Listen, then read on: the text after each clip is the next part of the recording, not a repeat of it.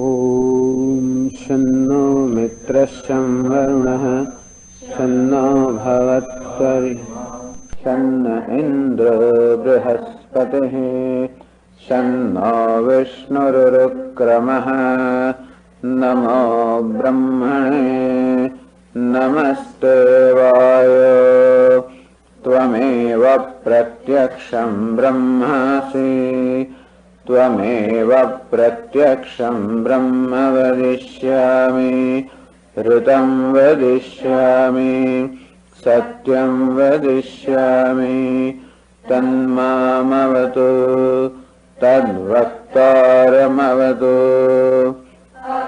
माम् अवतु वक्तारम् ॐ शान्ति शान्ति शान्तिः ॐ सहना भवतु सहनौ भुनक्तु सह वीर्यं करवावहै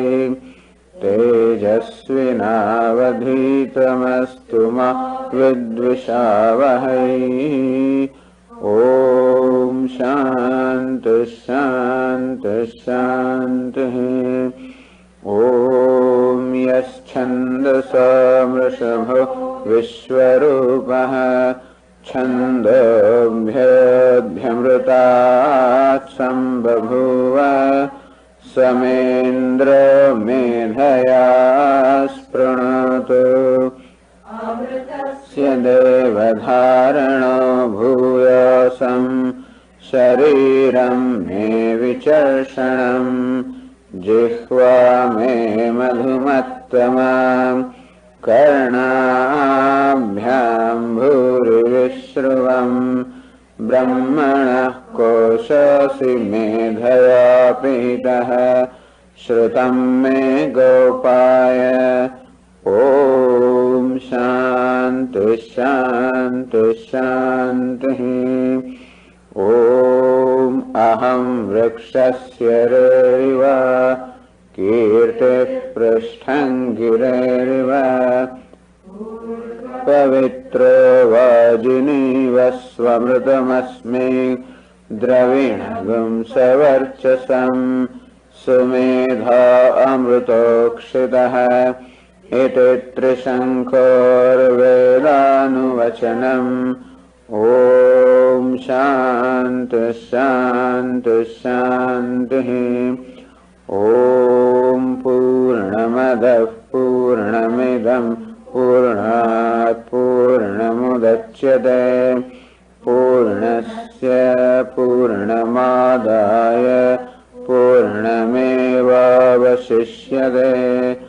ॐ शान्ति शान्ति शान्ति श्रुतिस्मृतिपुराणानाम् आलयं करुणालयं नमामि भगवत्पाद शङ्करं लोकशङ्करं शङ्करं शङ्कराचार्यं केशवं बादरायणं सूत्रभाष्यकृतौ वन्दे भगवन्तौ पुनः पुनः ईश्वरो गुरुरात्मेति मूर्तिभेदविभागिने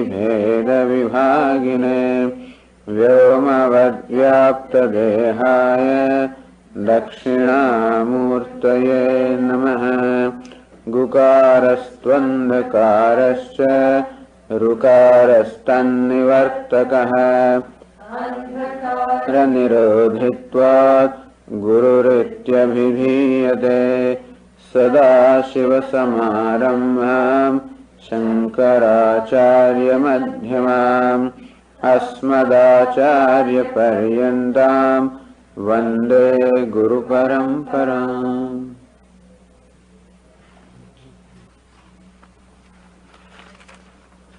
नमः Shri Shankaranand गुरुपादाम्बुजन्मने सविलासमहामोह ग्राहग्रासैककर्मणे Tatpadamburuhadvandva Seva nirmalachetasam Sukhabodhaya tattvasya Vivekoyam vidhiyate Shabdasparshadayo vedyaha Vaichitrya jagare prithaka Tato vibhakta tatsamvita Aikarupyan bhidyate.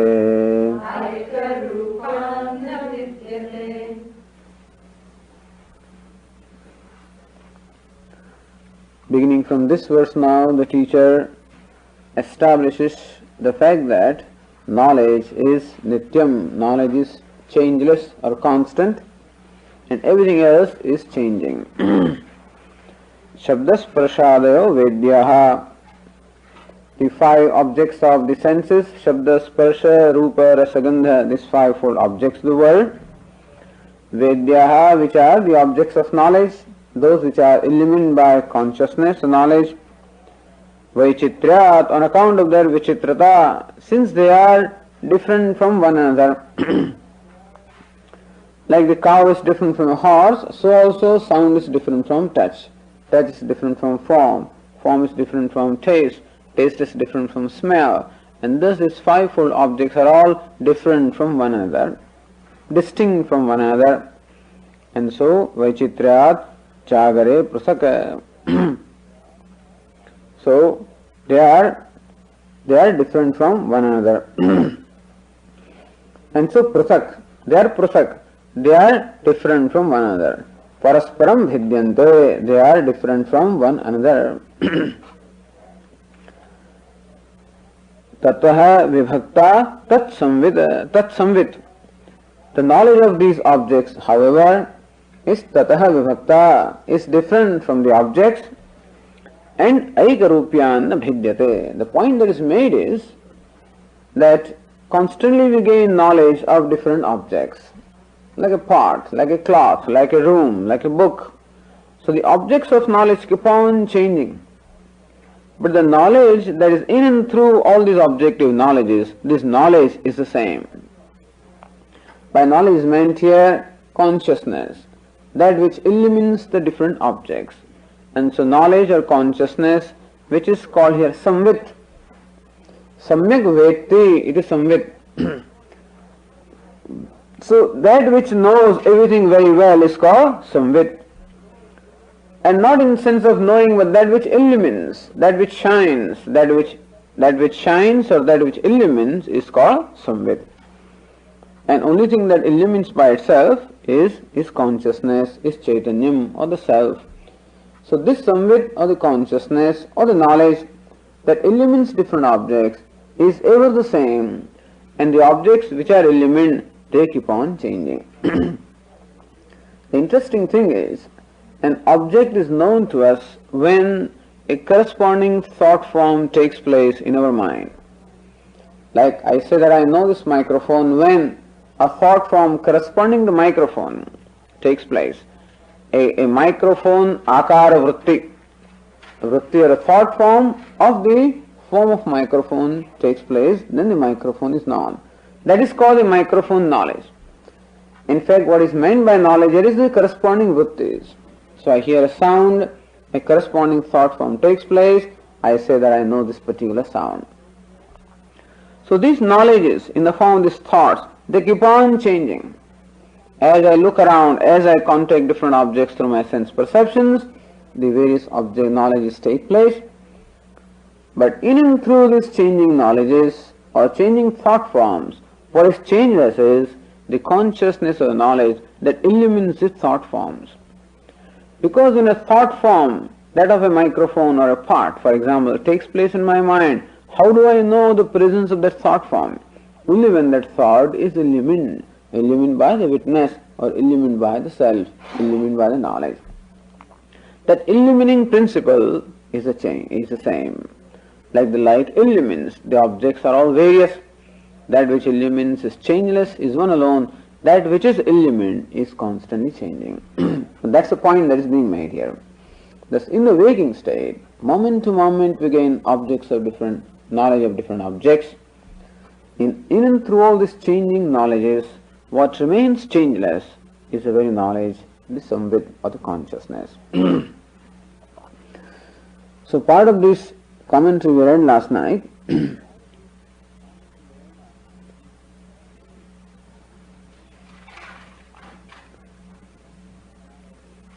that jagare indriyahi arthopalabdhihi jagaritamiti uttalakshane अवस्था विशेषे वेद्याः संविद विषयभूताः शब्दस्पर्शादयः आकाशादि गुणत्वेन प्रसिद्धाः तदाधारत्वेन प्रसिद्धा आकाशदयश्च वैचित्र्यात् परस्परं गवाश्वादिवद् वैलक्षण्योपेतत्वात् पृथक् परस्परं भिद्यन्ते. The objects are different from one another and so they are constantly changing. In the second line, tato vibhakta tat samvid aikarupyanna vidyate. That samvid of the consciousness that is different from the objects. That also we should know. That the knowledge of the consciousness that illumines the object is different from the objects. As well as not changing. Objects are changing, knowledge is different from the objects and also changeless. These 2 points are made. And both these points must be borne in mind. Because the same points will be made with reference to the dream state as well as the deep sleep state.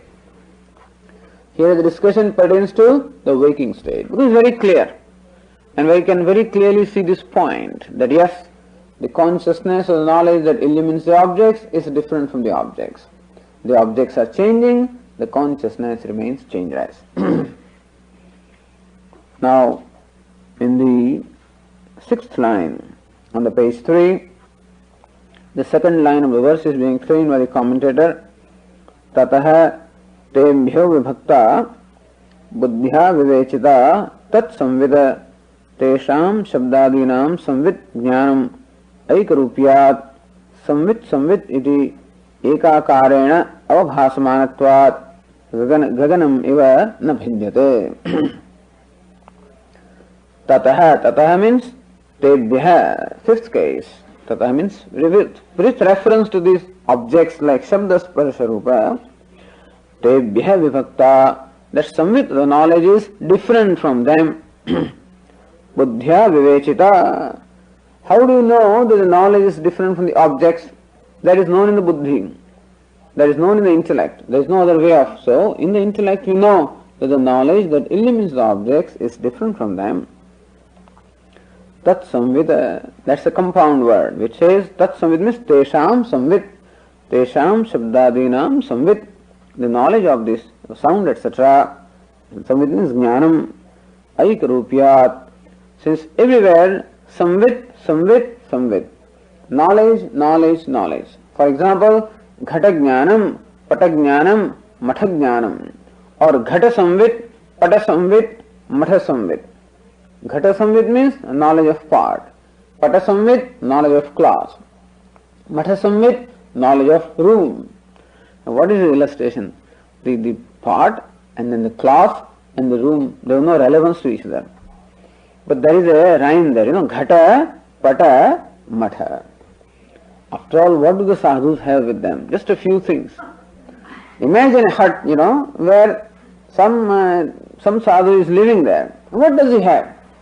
He has a pot of water with him. So every time we find illustrations of only a pot. Why? That's all he has, a pot of water. And then you find the illustration of cloth, but that's what he's wearing. And you find the illustration of a room because that's where he's living. That's all. So ghata, pata and matha, you find all the time these illustrations. And the rope they may be using now and then, so rope and snake, because they must be encountering snakes in the forest and whatever. Very simple illustrations. That shows, that life is very simple and consisting of very few objects. And so this ghata pata matha, that's Vedanta. Vedanta means ghata pata matha, that's all.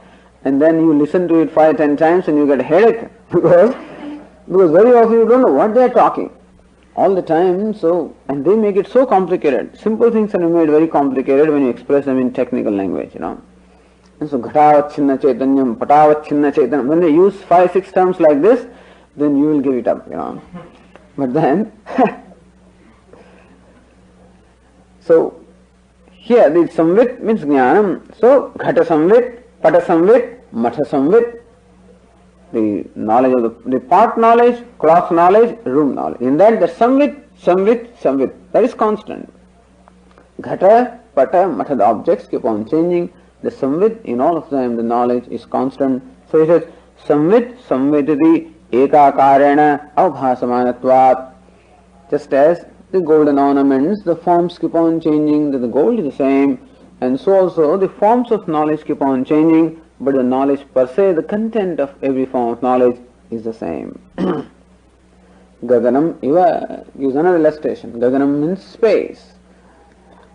So that's another thing that they know, you know, ghatakasha, patakasha, mathakasha.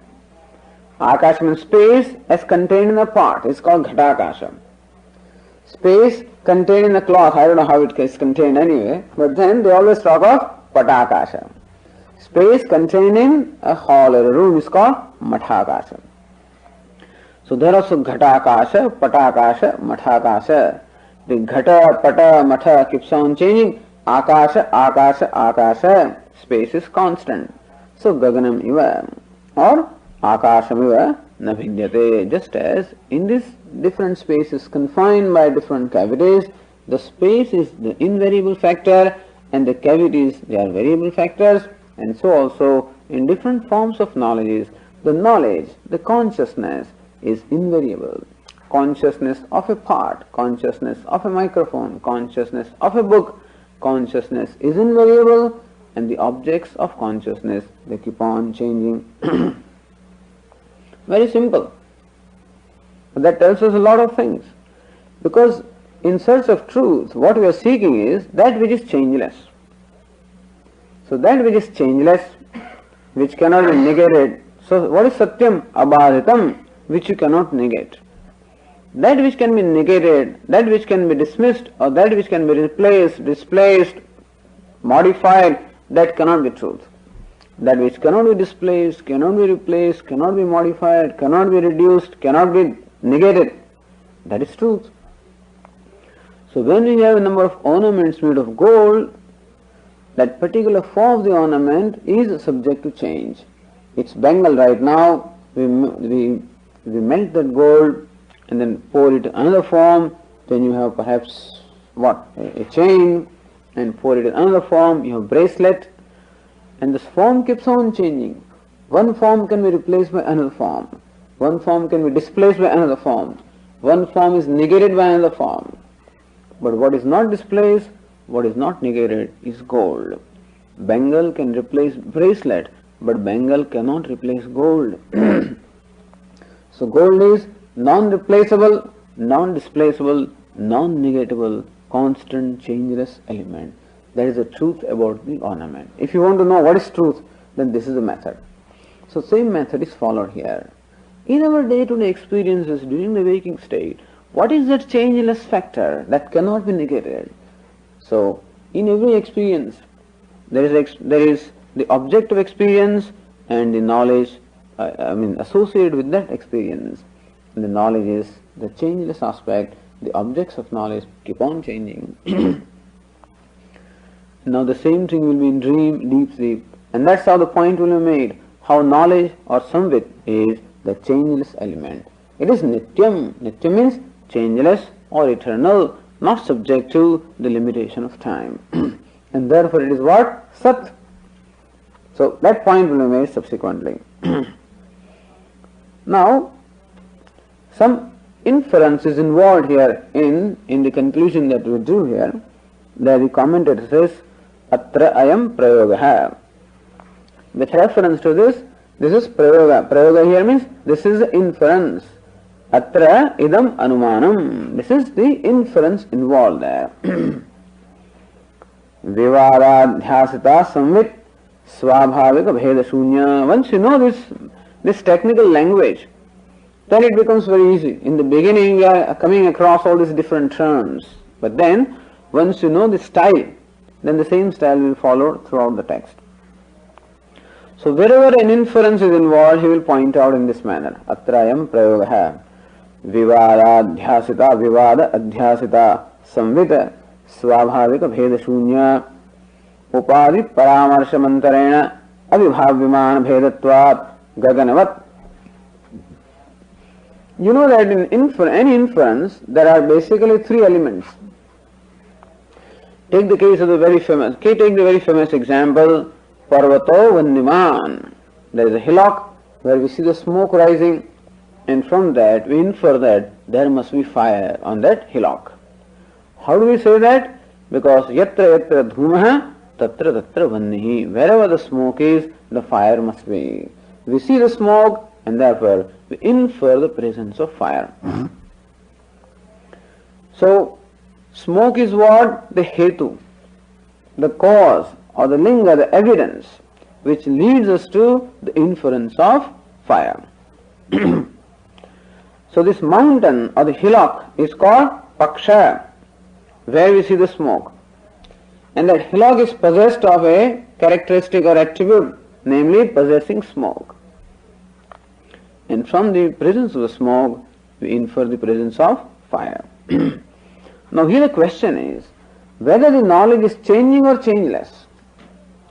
Because we experience that the pot knowledge is different from cloth knowledge, that is different from another knowledge, and when we think that the knowledge also keeps on changing.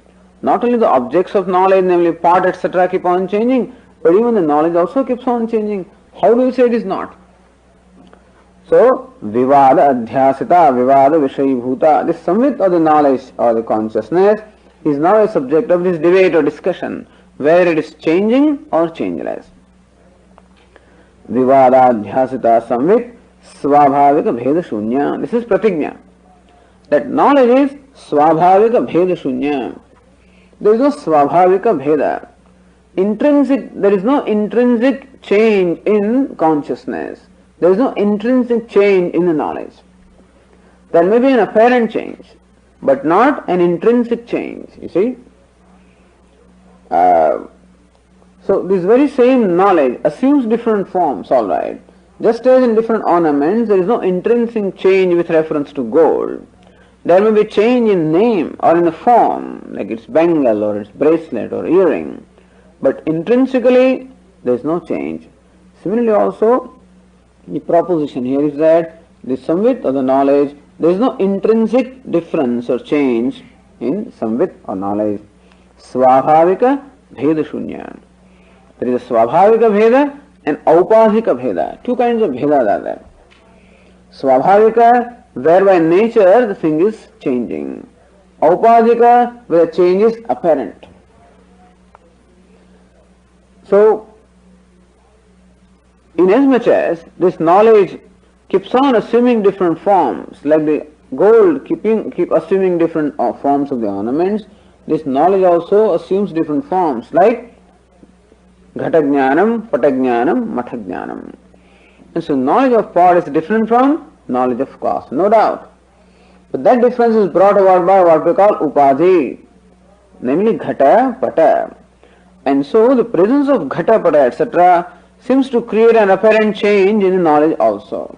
Even though knowledge intrinsically does not change, but apparently it seems to change because of the association with this ghatapata. That is called upadhi. But so there is a swabhavika bheda, there is aupadhika bheda. There is an intrinsic change or there is an apparent change. In knowledge there is apparent change, alright, but no intrinsic change. That's what is said here. Swabhavika bheda shunya upadi paramarshamantarena avibhavyaman bhedatvat. If there were no paramarsha means sambandha. If there was no sambandha or relationship with upadhi, then you would not see the change in knowledge. Light, for example, also is similar. When light comes in contact with different objects, it appears different. This object absorbs all the light except the yellow, and so the light appears yellow. This object here, this cloth, absorbs all the light except orange, so light appears orange. Even the light is the same, but because of association with different kinds of objects, it appears different. And so also the knowledge is the same, but because of association with different objects, knowledge appears to change. Had that association not been there, you would not be able to see any change in knowledge. Upadi paramarshamantarena. Except without the association with the upadi, avibhavimana bhedatvat, the bheda, the difference, would not be evident. Kaganavat, like the space. Like the space, when associated with the part, is called part space. Associated with the room is called room space. Associated with the cloth is called cloth space. It looks as though the part space is different from cloth space, is different from room space, but that difference is brought about by the upadi called the part, cloth, room. And therefore, the differences or the variation appearing in space is due to the variation or association with upadi, and not that intrinsically the space changes. And similarly, so, Gaganavat, illustration. So there must be drishtanta. Everywhere when in an inference, there always must be an illustration. So, and there is always, so for example, you see the smoke and infer the presence of fire. How do you say that? Because in the kitchen, this is what we see every day. In the kitchen, there is fire and there is smoke. And this we observe in many other places also. So the illustration, just as in kitchen, there is fire whenever there is smoke. On the mountain, we see the smoke, therefore there must be fire. The drishtanta must be such that the hetu and sadhya, both of them must be there. In the kitchen, there is hetu, the smoke also is there, sadhya, fire also is there, and you see them simultaneously. In mountain, you see one of them, and you infer the presence of the other one. Okay, it doesn't matter very much, but then just how the inference, this is how our mind works, and the way our mind works alone is expressed in these different technical terms.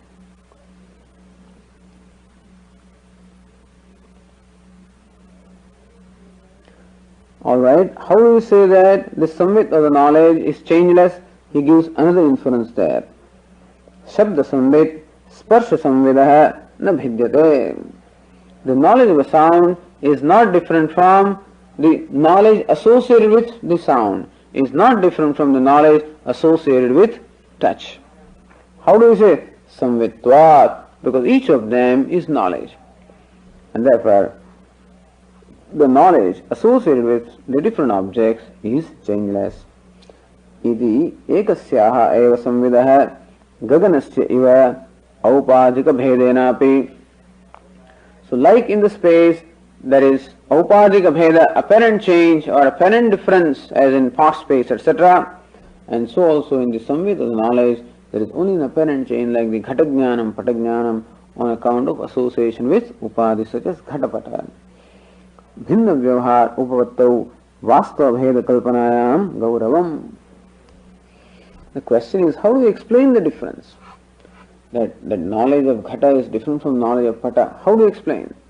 Somebody said that we propose that even the knowledge also is different. We say no. The difference is due to upadi and not due to intrinsic change in knowledge. So if you can explain with fewer factors, then that is considered to be better than bringing in too many factors. So if the changes that we observe in the life can be explained by some apparent factor, then it's better than taking the change to be real. For example, the duality. We say like one reflection is different from another reflection, it's different from third reflection. So one may say that there are as many suns, as many reflections are there. That may be one proposal. So reflections are also changing, suns are also many. We would say no. Sun is one, changeless. But the multiplicity in reflection is due to the multiplicity of reflecting media. Now thus, if you can explain the multiplicity observed in the reflection by multiplicity of media, then you do not have to imagine multiplicity of sun. So there is one less imagination, understand? And that is a better proposition than imagining too many things. You follow? That's why when you talk of God, these logicians say we don't accept God. When we can explain the phenomenon without the acceptance of God, you need not bring in a factor called God. Then we have to point out that there are so many things you cannot explain, that therefore God has to be brought in. Otherwise you cannot bring in. If you can explain the phenomenon with the minimum, fewest factors, well, that is a better explanation than explaining this in science also. So here also we are able to explain that the apparent change that we find in different forms of knowledge without imagining a change in knowledge. We say that the change is apparent due to the change in the upadhi rather than the change in the knowledge itself. And so, vastava bheda kalpanayam, imagining a vastava bheda, a real intrinsic change in knowledge, gauravam, that we're imagining too many factors, badhakam unnayam, and therefore that's badhakam. This gauravam means brevity is the way of things, and imagining too many factors is something that goes against this, and therefore what the point that is made in all this is the knowledge is changeless, knowledge appears to be changing, not because there is a real change in knowledge, but because there is a change in the factors with which knowledge is associated, and therefore the change appears. But there is no change in knowledge itself, in the waking state.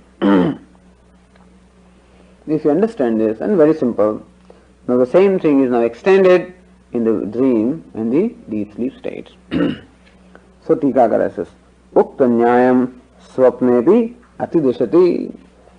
Ukta Nyayam, this Nyaya, or this rule that we found now, or this order that we discovered in the waking state. What did we discover? The knowledge is different from the objects, and secondly, whereas the objects keep on changing, the knowledge is changeless. This is what we found in the waking state. This same Nyaya, or the same rule, Swapne api, in the dream also, Atideshati, the author extends the very rule to the dream state also. Atidesha means extension. Ekatra upadishtasya anyatra upadesha. What has been stated in one place, stating that in another place, another condition is called extension, atidesha, extension of the same logic now in the dream state. So the fourth verse says, Tatha swapnetra vedyam tu nasthiram jagare sthiram tadbhedo tastayo samvita ekarupana bhidyate.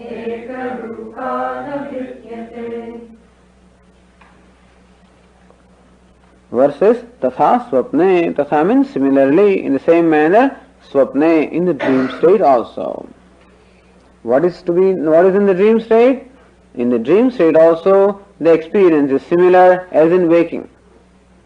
In the waking also, there is this transaction of the subject and object. In the dream also, there is a similar experience, there is subject-object duality. And therefore, what observation we made in the waking state would also be applicable in dream state. So just as in waking state the objects are different and the knowledge is different from the object and changeless, so from the dream state the objects are different, the knowledge of the object is different from the objects and changeless. Tatha swapne. Then the question is, if according to you in the dream state and the waking state the same rule applies, then why do you call it a dream state? Looks like there is no difference between the dream state and waking state at all, then why do you give it another name? If the experience of dream state is just like that in the waking state, why do you call it dream? Then he gives the reason why we call it dream state. Atra vedyam tu nasthiram jagare sthiram.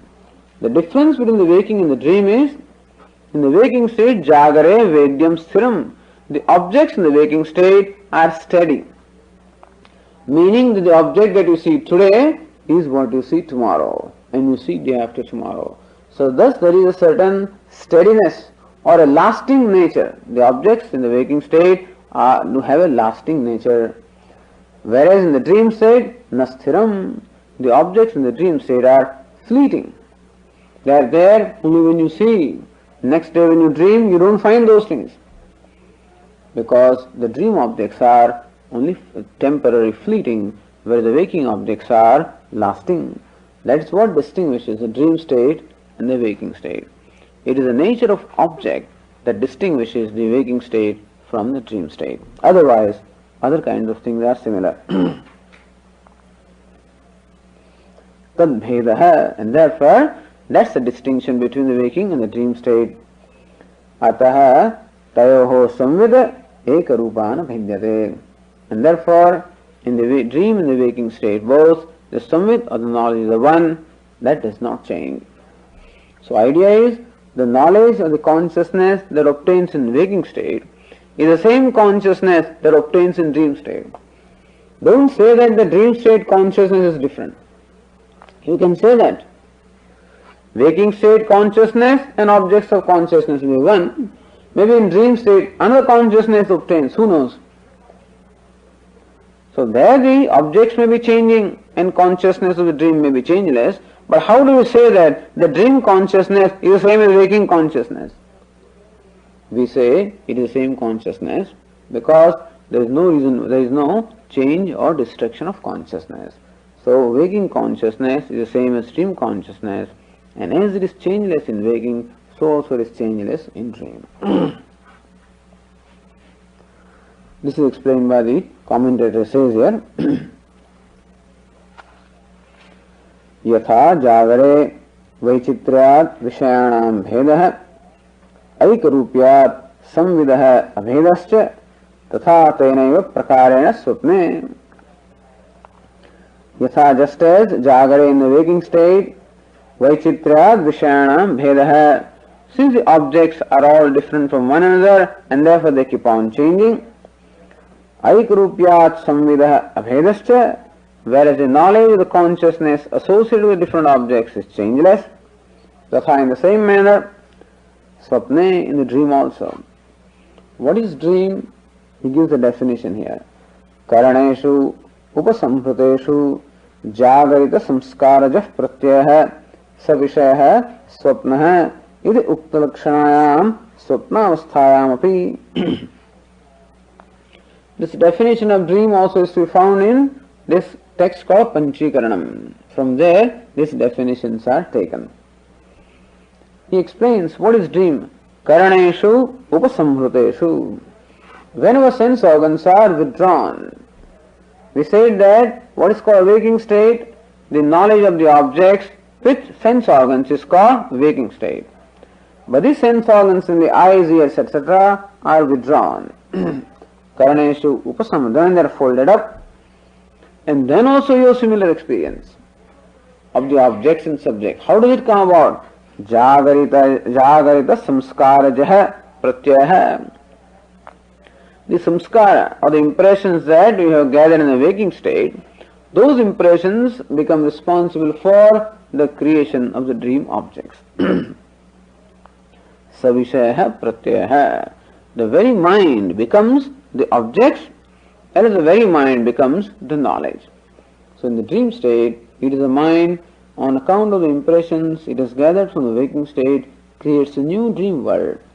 And those objects are projected objects, objects projected by the mind, not real objects. That's the difference between the waking and the dream. So in this dream state also, swapna avasthayamapi vishayaha eva bhinnaha na samvidati. And so in the dream state also, it is a vishaya, the sense objects that are different, but the knowledge of those sense objects is not different. That is tatha swapne. These two words are explained. Then he asks this question. Nanu yadi swapna jagarayoho ekakarata vishaya tat samvidoho bheda bhedabhyam tarhi swapno jagrahiti sveda vyavaharah kin nimittakah iti.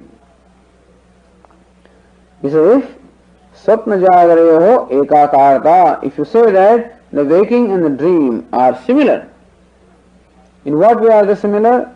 Vishaya tat samvidoho bheda bhedabhyam. That vishayas are different and samvid is non-different. In the waking state also the sense objects are different, the knowledge is same, changeless. In the dream also you say that the objects are changing, the knowledge is changeless. So characteristics of the waking and dream appear to be the same.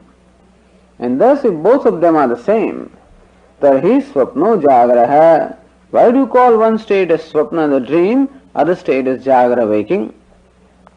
Iti bheda vyavahara kin nimittakaha. What is the nimittam?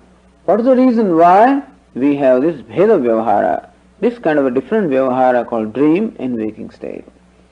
If in this respect, that the objects are changing and the knowledge is changeless, in that respect both of them are the same, then what respect are the waking and dream states different from each other that you call one a dream and another one waking? What is it that brings about that different designations of these two states?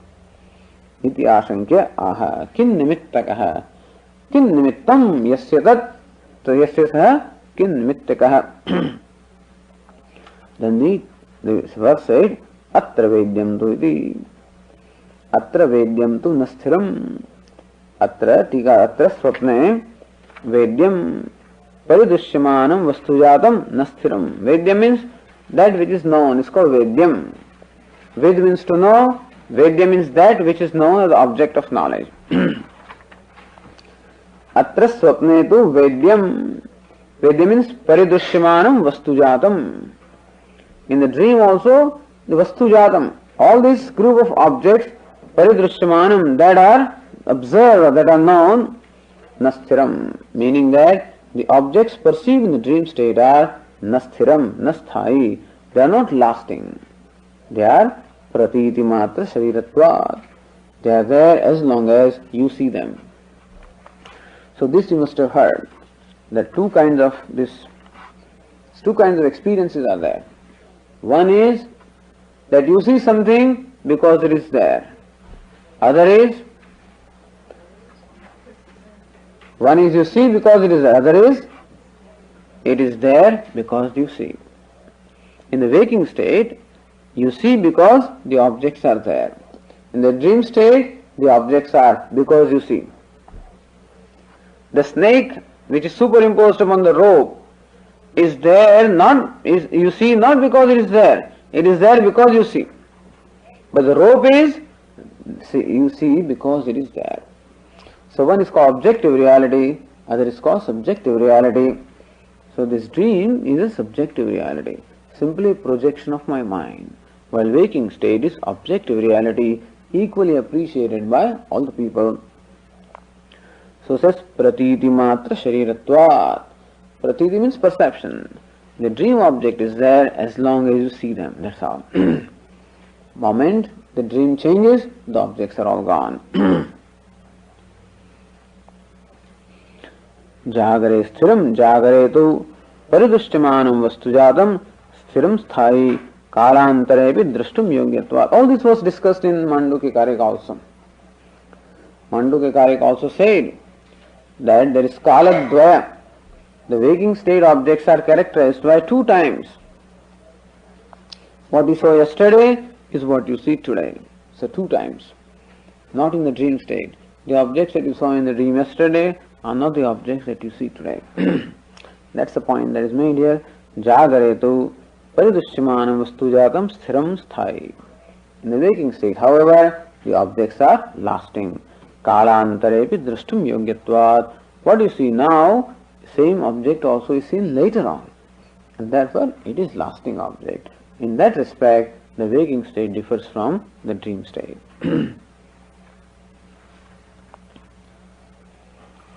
अतः स्थिरास्थिर विषयत्व लक्षण वैलक्षण्यात् तद्भेदः तयोः स्वप्न जागरयोः भेदः इत्यर्थः.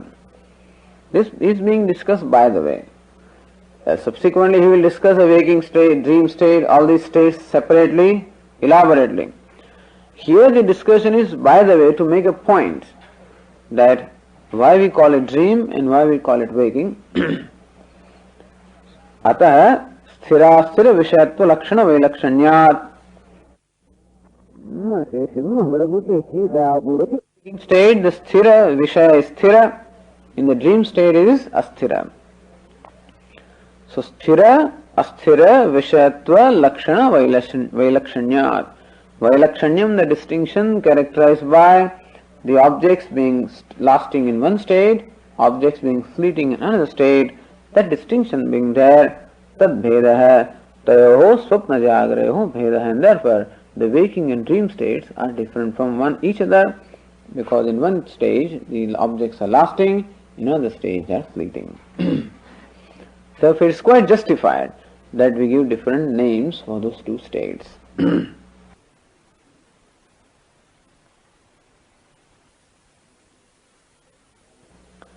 Nanu swapna jagreyoho bhedaschet tat samvidoho api bhedasyat.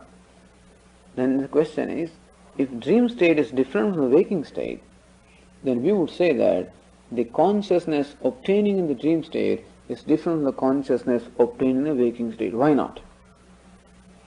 Iti ashankyaha. With this ashanka being there, this question being there, the author said that tayoho samvit ekarupana bhidyate. Tayoho means in these two states, samvit means consciousness being ekarupa.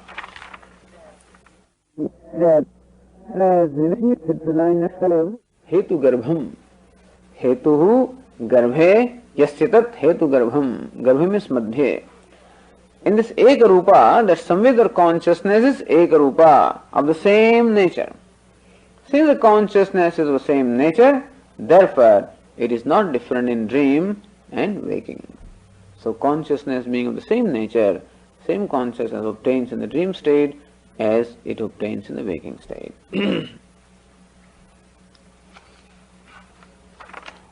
So again, in the dream state, the author has proven that there also the objects are changing, but the consciousness with which you perceive the objects, that consciousness is changeless, as in waking state. Now the same thing is shown in the deep sleep state also, a little more difficult. Now the same thing is shown in the deep sleep, in the next verse. Says this commentator, evam avasthadvaye jnanasya ekatvam prasadhya. What has been established in last two verses is avasthadvaye. In these two avastha, the two states, namely waking and dream state, jnanasya ekatvam prasadhya. That jnana or samvit is one. That has been established in the earlier two verses. Sushupti kalinasyapi tasya tena aikya prasadhanaya tatra tavat jnanam sadhayati. Now the author wants to show that in deep sleep state also there is consciousness. Now there is no contention that there is consciousness is waking, because we know. There is no contention that there is consciousness in dream state, because that also is known to us. But there is a contention whether or not there is consciousness in deep sleep state. So before you can establish that the consciousness in all the three states is identical, you have to first establish that there is consciousness in the deep sleep state.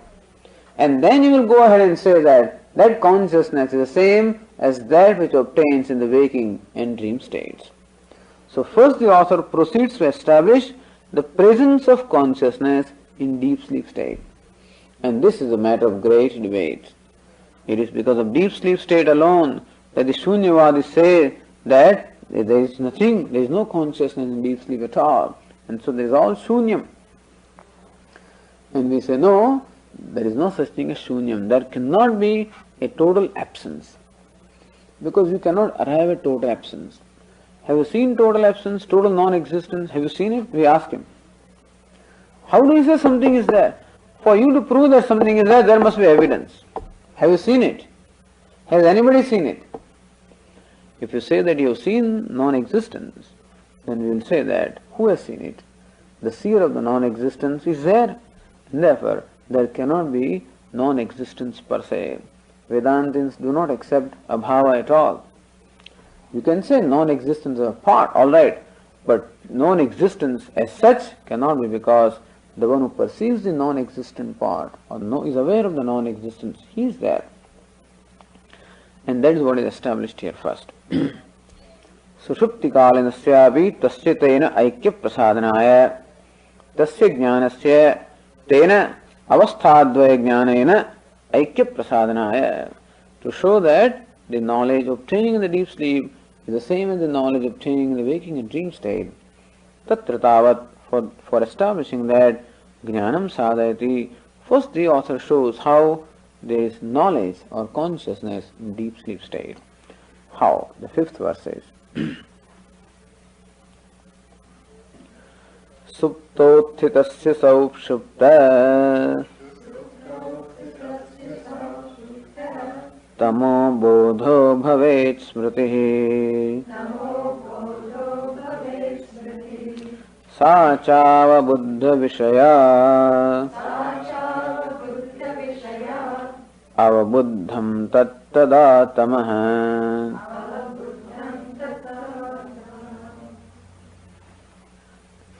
Little complicated Sanskrit. Suptothitasya saushupta tamo bodho bhavet smritihi. Here, an experience that we commonly have is brought in order to arrive at the presence of consciousness in deep sleep. What is the experience? When we wake up, we say, I did not know anything. Sometimes we are talking, some discussion is going on, and some fellows doze off, for 10 minutes. Asking, hey, did you hear? I didn't know anything. Where were you? I don't know. What happened? I do not know. So when we wake up also we say, do you know what happened last night? The thieves came here in the neighborhood. Did you know that? No, I didn't know. I did not know anything. This is what I say when I wake up in the morning. Now that's a very significant statement. So that statement is taken as a basis for arriving at the fact that in the deep sleep also there is consciousness. Consciousness of what? Consciousness of absence of everything. When you say that I did not know anything, it's same thing as saying that I knew the absence of everything. See, in algebra they say a plus b, when you transpose it, then it is equal to what? Minus a minus b. The sign just changes. Here also you can do the same thing. I did not know anything is equivalent to I knew nothing, or I knew the absence of everything, isn't it?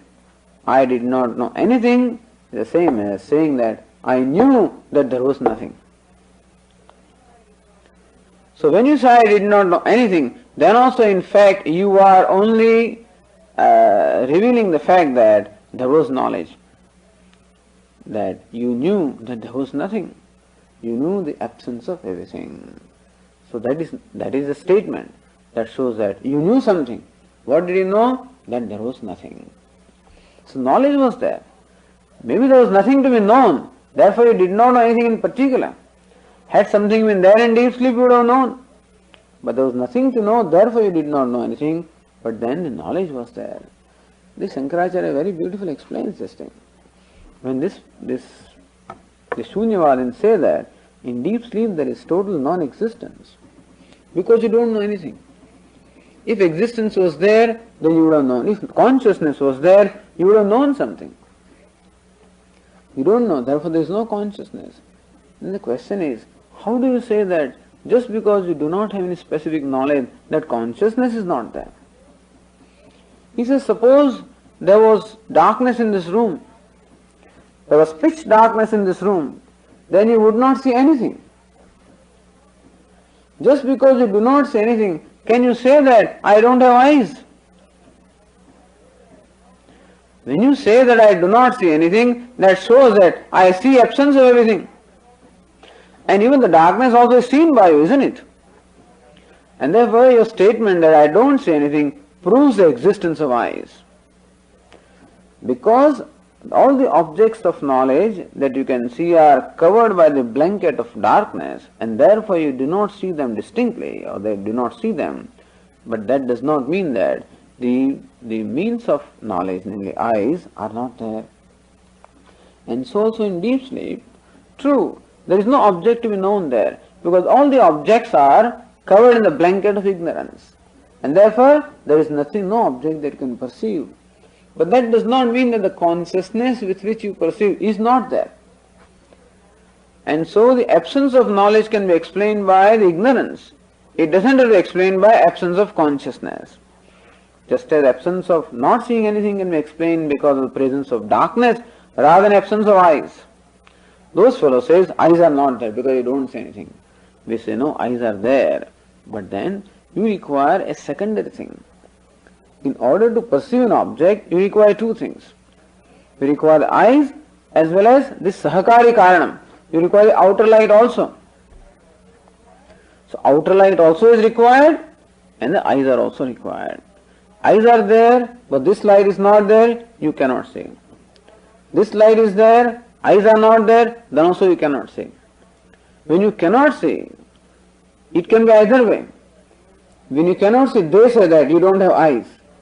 We say no, you cannot see because this light is not there. Eyes are there. Similarly also in deep sleep, you do not know anything.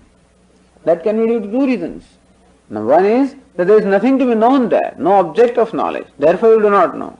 Or there is no consciousness, therefore you do not know.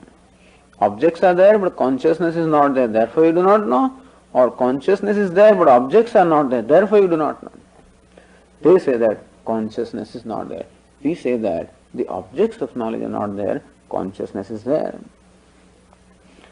And how do you say? Because when we wake up we say, I did not know anything. That means that you knew the absence of everything. That is what he said. Suptothitasya. The one who has gotten up from sleep, that is called suptothita. Saushupta tamobodha. When he wakes up in the morning, then Saushupta tamobodha. There is a knowledge of the ignorance in deep sleep. I did not know anything, meaning that I knew absence of everything. And therefore, that there is absence of darkness or ignorance in the deep sleep, that I know. And what is that? Bhavet smritihi. That's a memory. In the morning when I wake up and I say I did not know anything, that's a memory. And wherever there is memory, there must be an experience. There cannot be memory without the past experience. I remember something about Bombay, or when I am in Bombay I may remember something about New York. When can I remember?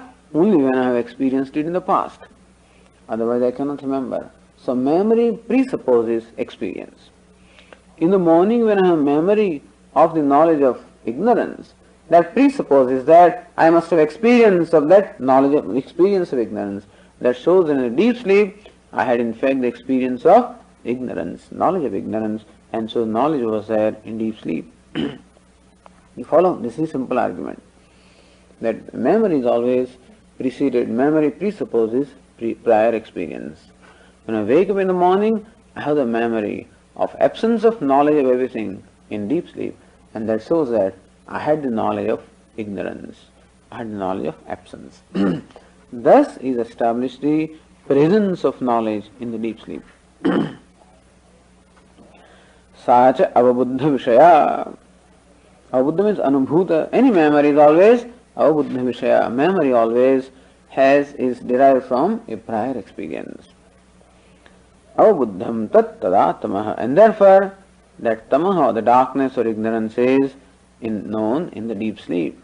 In deep sleep, we know the ignorance, and therefore there is knowledge in deep sleep also. And that knowledge is the same as the knowledge obtaining in the dream and obtaining in waking state.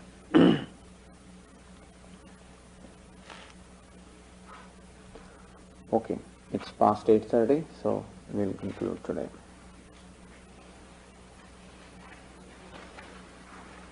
Om Purnamadah Purnamidam Purnat Purnamudachyate Purnasya Purnamadaya Purnamevavashishyate. Om Shanti Shanti Shanti. Shankaram Shankaracharyam Keshavam Badarayanam Sutra Bhashya Krutau Vande Tau Punah Punah Ishvaro Gururatmeti श्रुतिभेदविभागिने व्योमवद्व्याप्तदेहाय दक्षिणामूर्तये नमः। ॐ शान्ति शान्ति शान्तिः। हरिः ॐ श्री गुरुभ्यो नमः। हरिः ॐ।